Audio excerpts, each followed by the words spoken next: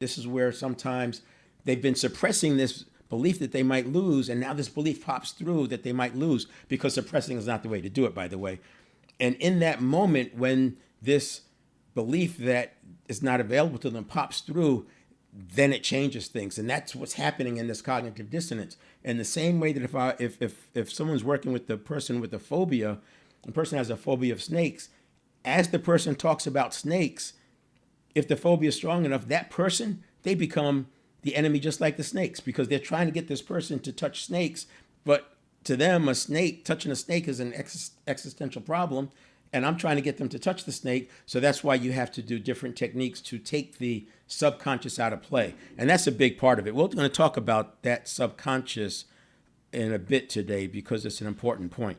Last week, I did this drawing, and this is a stimulus response. So if you can imagine, I started with just two boxes, stimulus and response. And then I made the point that it's not just stimulus response, it's stimulus reaction, choice, response. And then I made the connection that if we allow our response to equal our reaction, which I think happens largely, as somebody who's over 50, I can tell you, I think that we're living 95% by habit. We're repeating things, right? And then because the habit, it fires over and over. And if you know anything about myelin and neurons, you know that with deep practice or intensity or duration or enough repetition, you get myelin wrapped around the neurons, and the neurons fire faster with more strength, precision, and accuracy. And then what happens is that they can bundle into what's called meta programs. So if you have a set of things that fire over and over, and this is why you connect. In James Clear, Atomic Habits, he talks about connecting the things you want to do with things that you're already doing, because there's a sort of a meta program kind of a view, but you're attaching it to something else that's very strong, very persistent, and it's going to be around for a while because it's become a meta program.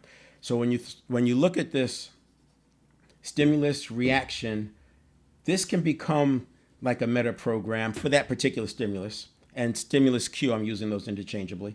And then you have choice, and then you have response. So if you make all this one thing, which can happen, in other words, my reaction, if I'm stressed, can be, like I said, a little over a tenth of a second, 150 milliseconds.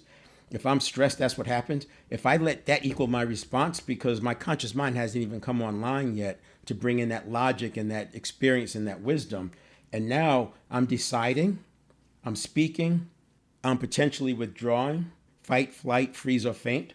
I'm maybe choosing to delay it. Maybe I'm just throwing up my hands and skipping it all together.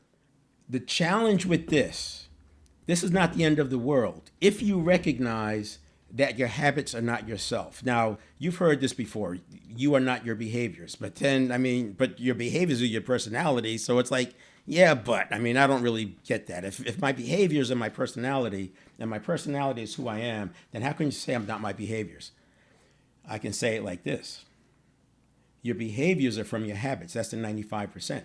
If I'm talking to a person and they say they want to stop smoking cigarettes, but then on the other hand, they keep smoking cigarettes, I cannot look at both of those entities as the same level. The one that says, I want to stop, and I can connect it to they've connected it to their purpose. They're paying to have the work done, whatever. I don't do that kind of work. But if they're paying to have that work done, then I can knowingly say that the person saying, I want to stop, is them. That's who they really are. The entity that's making them smoke is a set of habit patterns. And that entity is a physiological thing.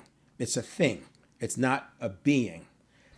The being is who's saying, I don't want to smoke. The thing is this network of neurons, the synapses, the neurotransmitters, dopamine and serotonin, this chemical cocktail that's working to get them to smoke cigarettes.